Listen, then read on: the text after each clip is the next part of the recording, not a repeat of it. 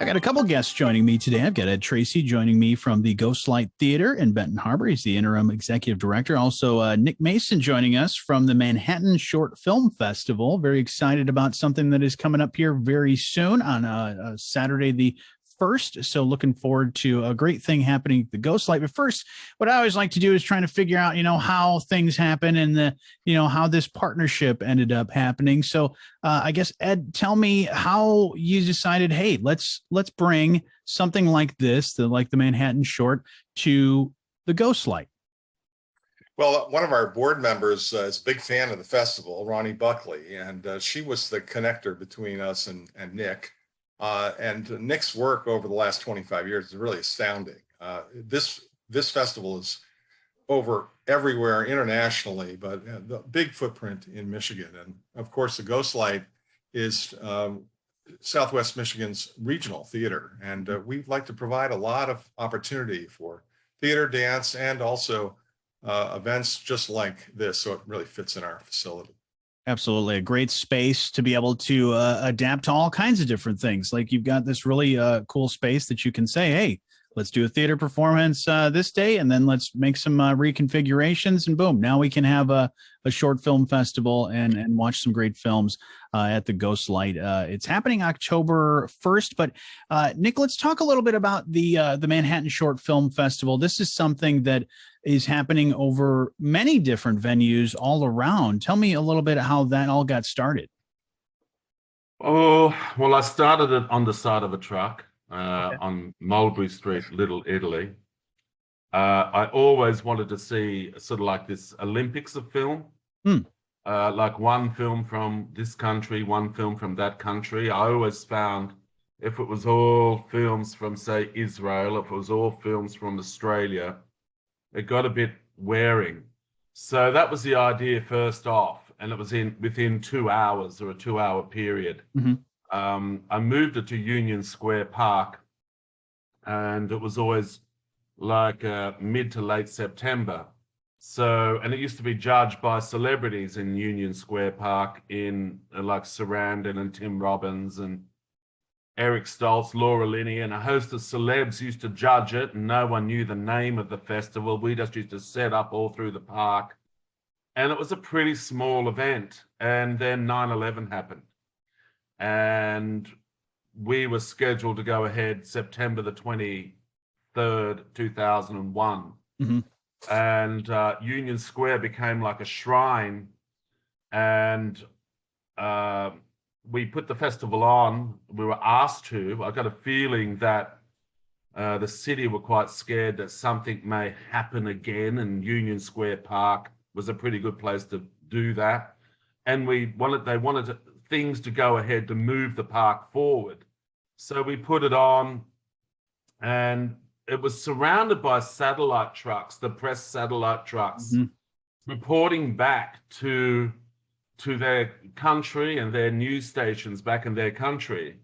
And so we had the press right there, and we're putting on this filmic Olympiad of short films to this audience who's still in shock. And if you're a filmmaker representing the UK, well, the BBC did an interview on you, or Italy, Rai TV, or Australia, ABC News Australia. People called me and said, we saw your festival on all these news stations. And back in 2001, a news station carried a lot more weight than what it does today. I mean, it was more condensed, the media. And so resulting from that, we received a lot more films into the following year. And so when I watched all the films, I found the films more revealing about how the world was feeling than anything else I was seeing. And the idea came to just get it to more people to see this. I mean, I saw films that were in like different countries and different borders and different religions, and we hated them and they hated us. But these films showed how similar we all were as human beings. We all loved family, all love food, we all love music, we all love sports. And I wanted just more people to see it. And in 2004, I physically said, okay, it's a 2-hour show. Let's branch it out to other venues. And rather than have celebrity judge it, let's have the public judge it. And we had 7 venues, 7 states, 7 cities, and there were 7 shows in 1 week. And it was when the festival found its voice, was when the public came in and judged it. And they created blogs and they did all this stuff about what did you vote for. And I remember doing an interview in Concord, New Hampshire about the Friday before the Oscars, and in 2005, and it was live radio. And I remember people calling up, and the big story in Concord, New Hampshire was this short film from India in their film festival, which was Manhattan Short last September, called Little Terrorist, was up for an Oscar on Sunday, not Sean Penn for Mystic River. And I thought, my God, these people own this festival. Even though it's called Manhattan Short, it's their event. And I just went to town, and that year, I think I got about now 70 venues involved across the United States. And the following year, I flew to Krakow in Poland and asked a girl, because I had this idea of having a festival, not just in the USA, but in Europe as well at the same time.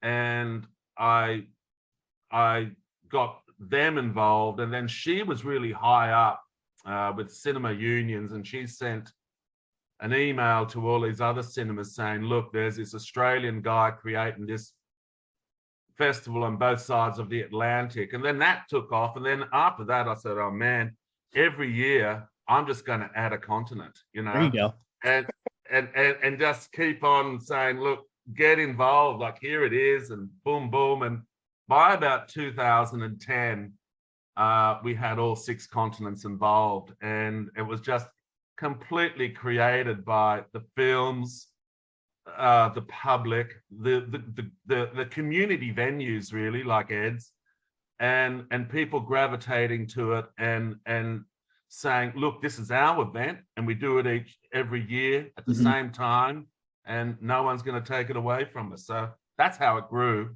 I wish I could have condensed it. That was a long project. Yeah, exactly. What do you got to do to get the 7th continent involved? I've tried. You tried? And I tried to get Larson. And there was actually, I grew up in horse racing in Australia. And there's a bookmaker called Robbie Waterhouse. And he was a mate of my father's. And he was a pretty big guy, pretty connected. And he did actually try to, go through Parliament and go through this to get Larson involved in Antarctica. But it sort of fell through the cracks, but I'm not ruling it out in the future. Hey, it could happen for sure. But this is damn right it can. Absolutely. Yeah. Oh, and that's the beauty of this is how it's grown. And that's the thing is people want to see more people see their films. I mean, that's the beauty of a film festival and getting it out there. And that's what most directors and filmmakers, of course, the end result is they want people to see their films. And you have tons of venues now. Is it 500, over 500 venues? We've lost a few with Russia, but it's pushing there. It's between 400 to 500. We had 40 in Russia. Wow. Getting back to your point, Johnny, filmmakers don't just want people to see their films. Filmmakers want people to see their films in a forum. Right. It's quite a different thing. The films I remember are the films I saw in a cinema, with 60 to 100 people, rather than at home watching it on the internet. And that's the sort of another key to the success of this festival was we were very clear that if you don't go to that theater, you missed it, Right.